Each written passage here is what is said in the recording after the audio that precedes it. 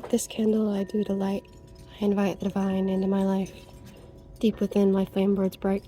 Bring my hearth and home, light, peace, and happiness this day and this night.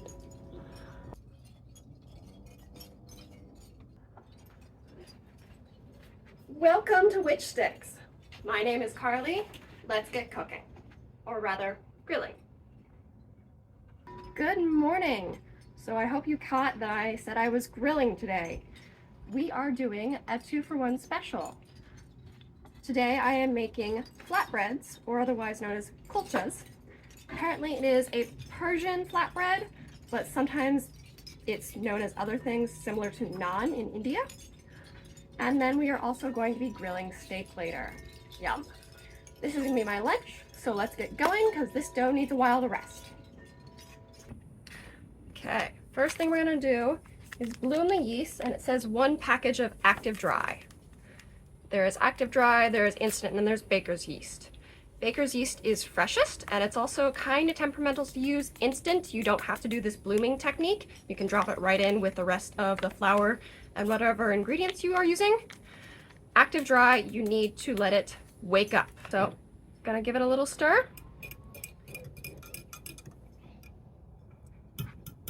And set it to the side until it's frothy. 5, 10, 15 minutes. That's usually how much time it takes. John Ash's recipe calls for a total of 3 cups of flour, which he uses AP flour and then a 1/4 cup of rye or whole wheat. I am using this 00 Italian style flour, which is actually perfect for pizzas and what we're doing today. So, I'm going to roll it out, and then 3 cups. A cup is 4 ounces. Some people argue 4.5. It's better to have it in grams, but I don't feel like doing that configuration.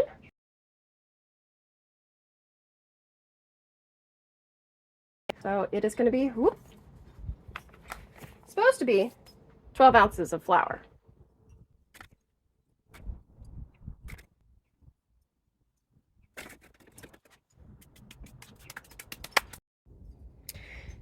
My favorite salt container, and the witch stick spoon.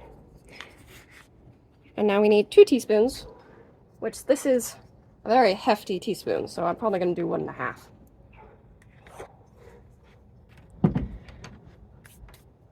Before we add the yeast mixture, we need to stir that salt in to the flour because it can kill some of the yeast if it's directly added on top. If you're using instant yeast, it's much less fussy about salt. Now we're back at it. Time to add this into there.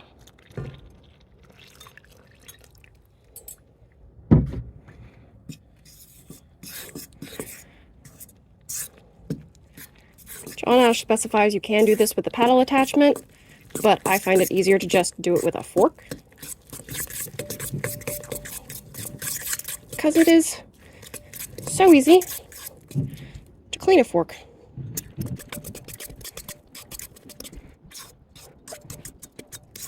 Very wet dough, but there's clumps of flour at the bottom that are still dry, so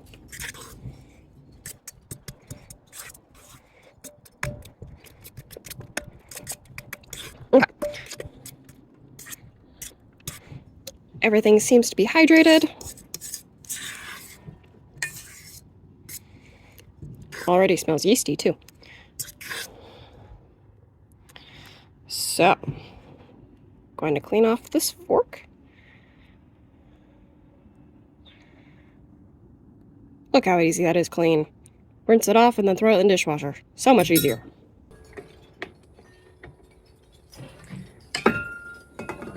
We are now going to throw this on the machine and give it a good knead for 5 to 7 minutes. This is a very wet dough, and he doesn't describe how wet or how dry of a dough it's supposed to be. If you've ever made bread or pizza before, those can be fairly high hydration doughs, but I have a feeling this is too wet because the more moisture, the more space for bubbles from that yeast to create with a lot of gas. Pizza dough, you don't want that. Kulchas is a flatbread. You don't want it to be all puffy. So I'm probably going to give this a couple minutes and then work in more water, more flour. Let's go.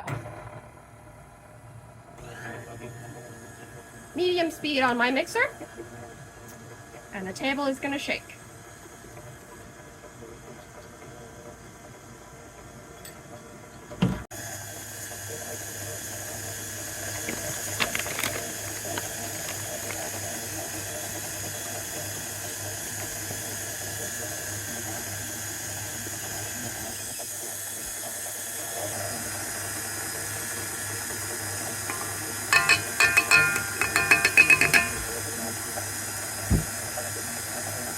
Third time's the charm, or so I had hoped. This was my third installment of adding quarter cup measures of flour, and I could see it starting to pull towards the dough hook and pull away from the bowl, thinking that was enough dryness added to this really wet mix. However, after 5 minutes, it did not pass the window pane test, and I had to add the rest of the bag. Total probably 2 more cups of flour and another 5 minutes of kneading after that first 5 minutes.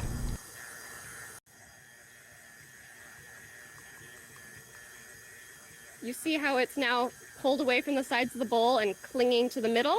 Now the hydration's right. And now it'll start kneading properly. Okay, we are inside for a minute just so I can shake this dough into something less like a lump. So, just going to fold things over with my hands until it's a taut little bowl.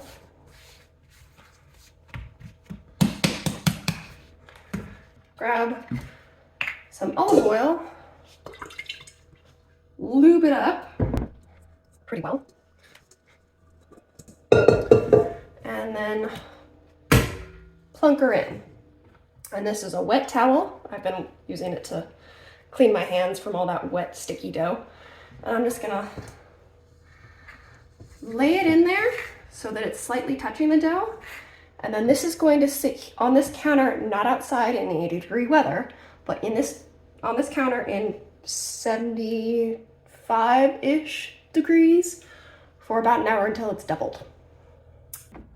Okay, today is grilling, and it is New York steak salad of a sort. We have garlic, rosemary.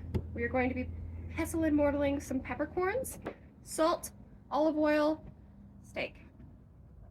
There is balsamic vinegar, and there's fried capers.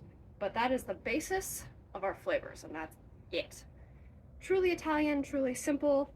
John Ash says this is one of his preferred methods to enjoy a nice strip steak. It can be a full meal, it can just be an appetizer.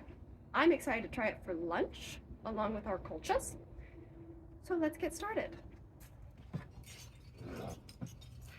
We need very thinly sliced garlic. We need rosemary, and then we are going to infuse these in olive oil.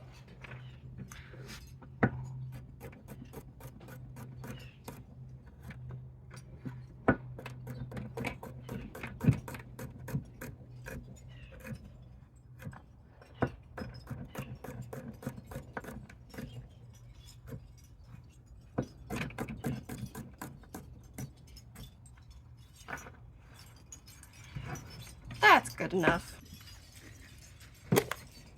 My bulk amount of peppercorns. We need a teaspoon of peppercorns for one steak.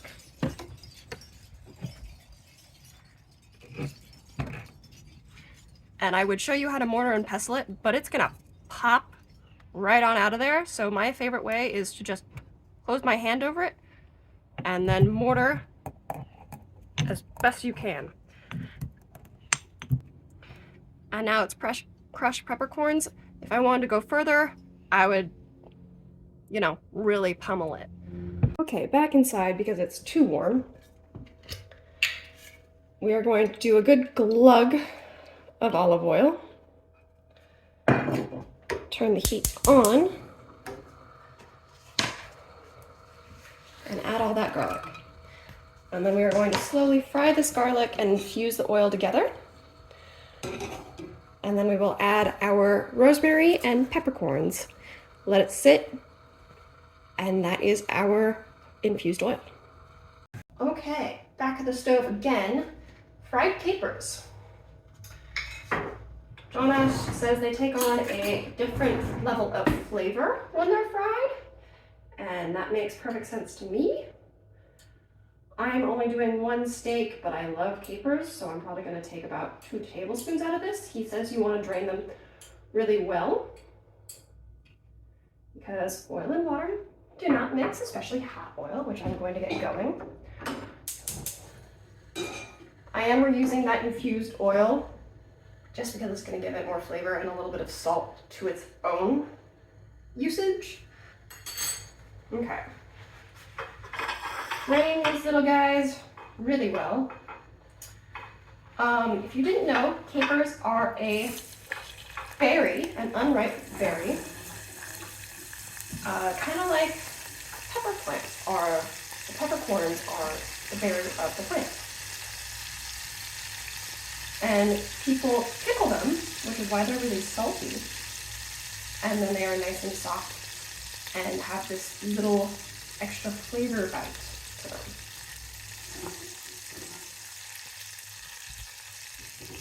Turn it off, and that's about it.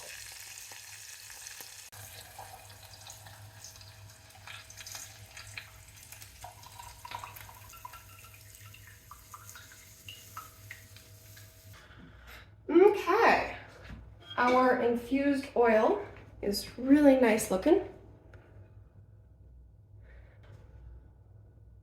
The house smells great. I'm really glad I did this in here because it smells like rosemary garlic focaccia with all of that lovely oil and the herbs. Oh, so yummy. So John Ash makes us create this whole thing, and then we're literally just rubbing the steak down with the oil so that when it goes on the grill, it doesn't stick. And of course there is ground pepper in here, so I'm going to just try and grab some of that to put on the steak.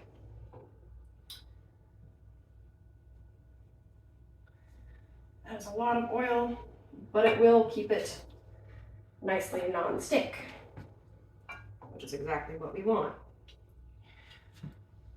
Grill grates are usually some kind of cast iron, so they can take high heat really, really well. And of course, we are going to liberally salt this steak. You want a salty steak crust because that is the only seasoning this steak is going to get.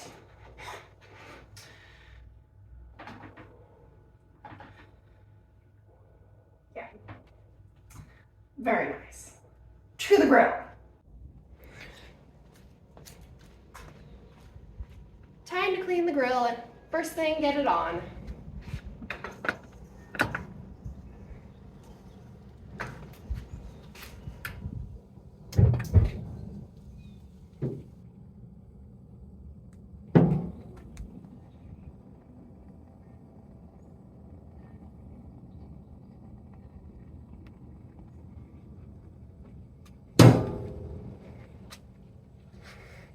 Okay, grill's been going at high heat for probably 15 minutes, and then I turned it down. It was smoking like crazy because of all the crud left from the last time it was used.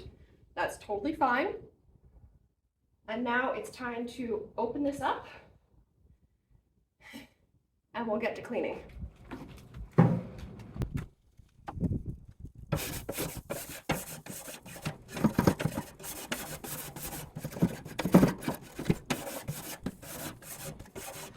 A well-used grill is never perfectly clean.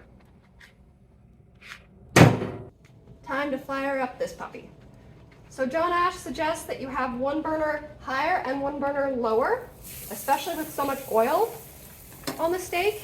If you have it on the high side and the oil drips, it's going to flare up and cause a lot of yucky flavor on your steak, which would be a bummer. So I've got a medium side, and I'm going to turn this to a low side.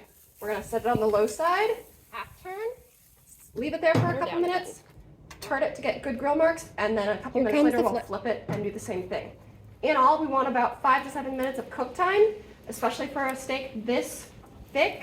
It's about an inch, but it's also boneless, and boneless cooks faster. So 5 to 7 minutes. A load of those grill marks. But using intuition. Yeah, baby. Because I personally like a medium rare to a medium steak. Final flip, depending on the cut.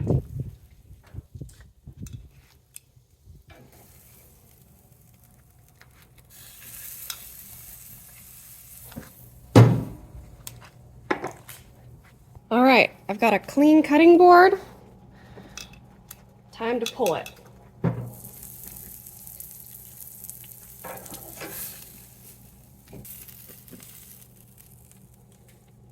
But it gives it a nice char.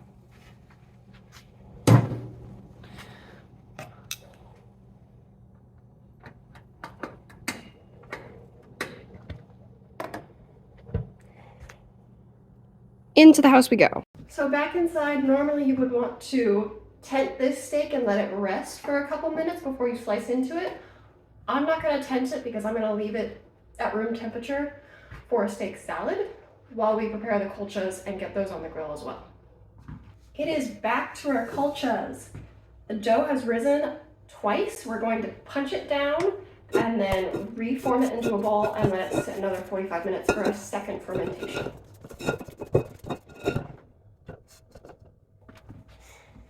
Okay, so our dough has risen again to that same nice size, so our yeast was very happy and active. Another punch down, pull it away from the sides, and bloop! That was loud. I'm going to flatten it a little bit so it's easier to cut into 8 pieces. So these get a little bit of flouring from the cutting board. They are going to get rolled into balls. I'm just going to get them out of the way. Oh look, I found my test piece, the tiniest one. Okay. So roll it into a ball. You just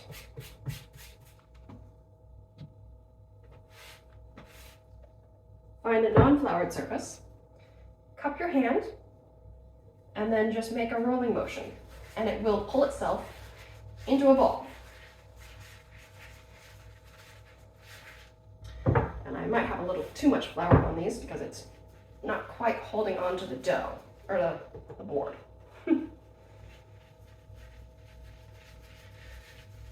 Yeah, little C and round in circles, and that's all you do. And that's a pretty good ball. Well, gosh darn it, adding that extra flour bit me in the butt. So what I've been doing is tamping it down really well.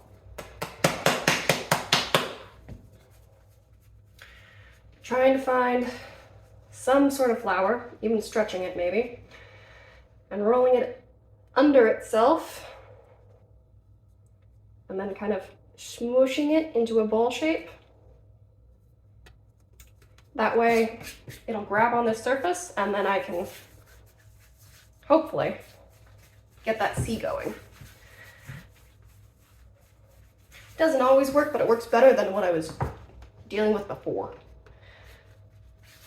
Yeah, and you kind of just, you can knead it a little bit so it gets traction until you can make it into a ball. That's good enough. So on a floured sheet tray, cookie sheet he calls it, but I call them sheet trays because that's restaurant speak for cookie sheet, but they're way bigger. They're about as big as this. And he wants you to have that same damp towel over top of all of these and let it sit another 20 minutes, because if you tried to roll these out now, they would just pull and then spring right back. No good. So they will sit and rest another 20 minutes.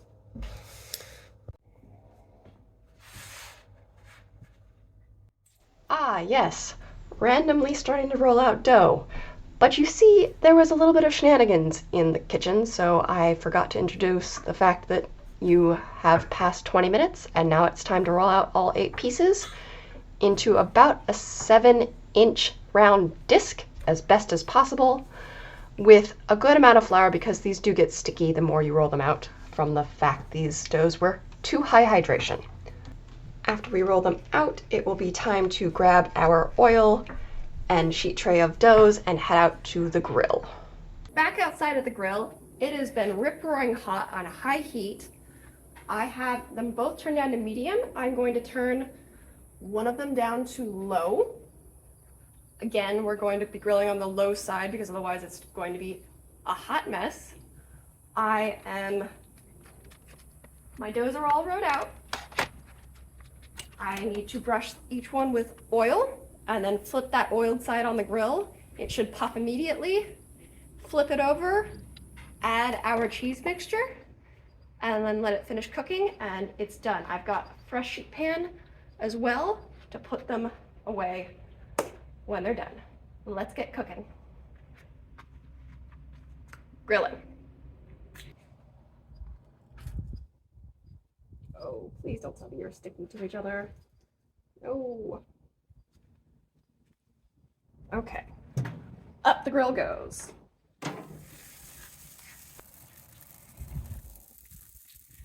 All right.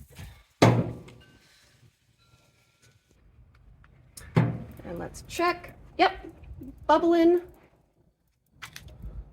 Let's see if I can get it off. Yeah, all that oil is really helping. So let's throw some feta on one of the sides. Oops. Close her back up. Let's check her out. Oh, shoot. That poofed a little too well.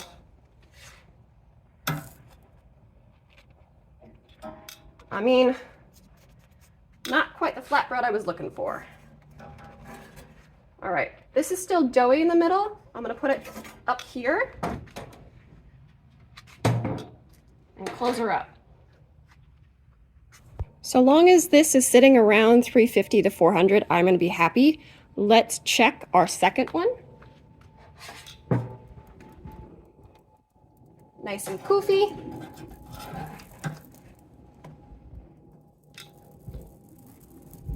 Grill marks are non-existent.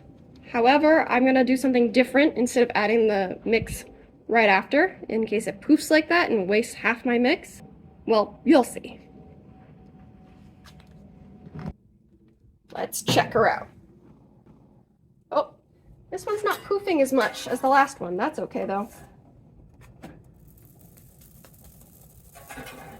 Okay. Let's turn this over to its oiled side. Throw on some of the mix.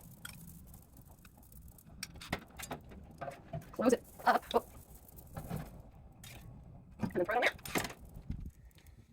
And hopefully that more oven heat will melt that cheese.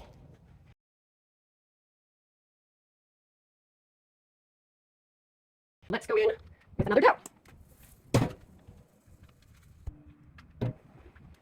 Poofing pretty nice.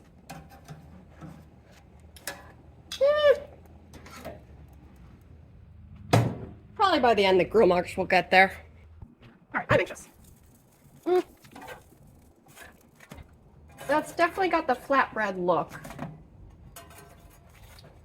How about we look at one of these guys? See what they're all about.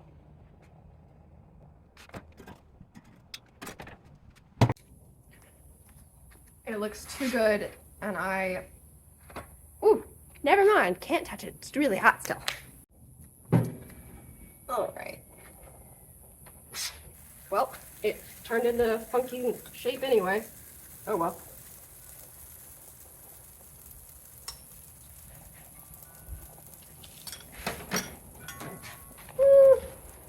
That got really crispy on this side. Whoops. Okay. And look at the spoils of my hot work. It might be less sunny over here, but it is still very warm next to a grill that's over 400 degrees. But look at all this. Let's go over to the table and we will enjoy the bounty, shall we? To the table! Well, thank you, John Ash. Isn't this just the loveliest spread you've seen? Okay, finally time to assemble our steak salad. First, we're gonna start with cutting the steak. You don't want to chew into that when you're eating a salad, or at least I don't. And then all this extra fat as well.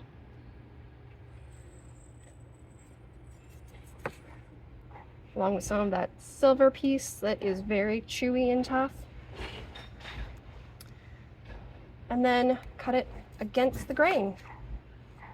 It looks like I hit my mark on that medium scale.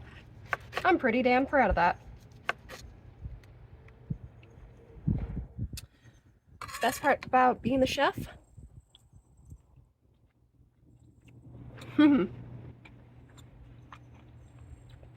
get to have the first taste.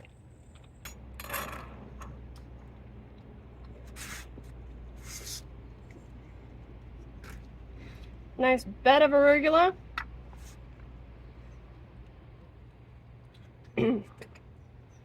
Your fried capers.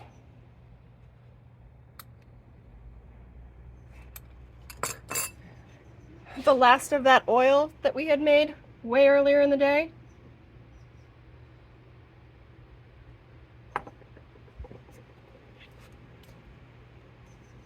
And a drizzle of some very thick balsamic. This is not technically reduced, but it is so syrupy from sitting in a cupboard for so long.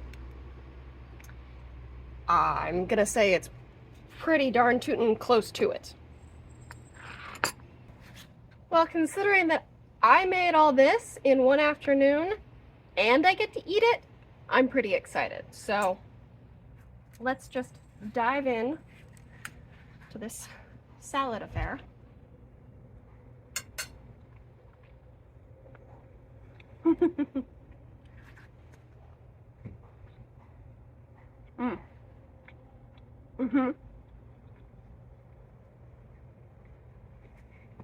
It's so good. You get that steak, you get that peppery arugula, you get a little bit of that balsamic and the capers. Fantastic.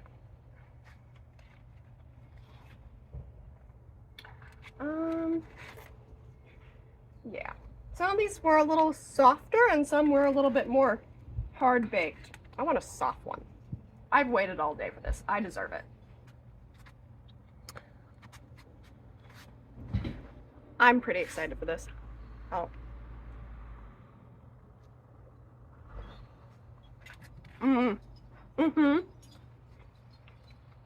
Melty, salty feta, a lot of mint, and then that lemon comes in.